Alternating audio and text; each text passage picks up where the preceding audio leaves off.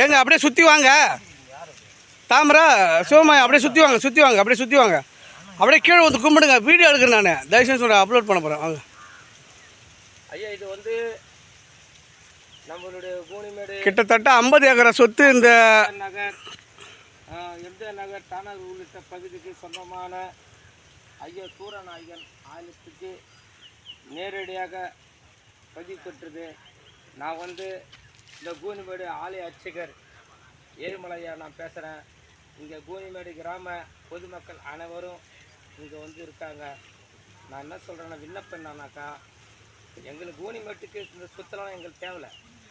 இந்த கோயில் எழுந்தருளி வரலுக்கு அதுக்கு இந்த கூனிமேடை சேர்ந்த பொதுமக்கள் அனைவரும் ஒருங்கிணைந்து இதுக்கு என்னவோ விண்ணப்பம் வச்சு இதெல்லாம் எழுந்தருளி செய்யுமாறு கேட்டுக்கொள்கிறேன். அதேமாரி நம்மளோட சூரநாயகன் சொத்து 6 ஏக்கர் 5 சென்ட் இருக்குது.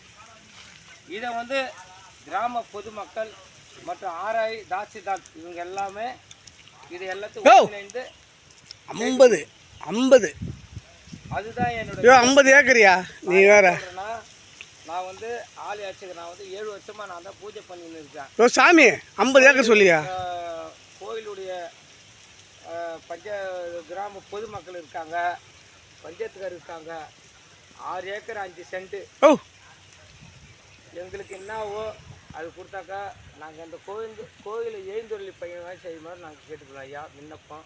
நான் ஏன் இதை சொல்கிறேன்னாக்கா, 7 வருஷமாக அந்த கோயிலை வச்சு தான் நாங்கள் வந்து பயன்பாடு பண்ணிக்கிறோம். ஆமாம், அதை கட் பண்ணிட்டு 50 ஏக்கர் சொல்லுங்கள். கட் பண்ணுங்க. 50 ஏக்கர் சொல்லியா?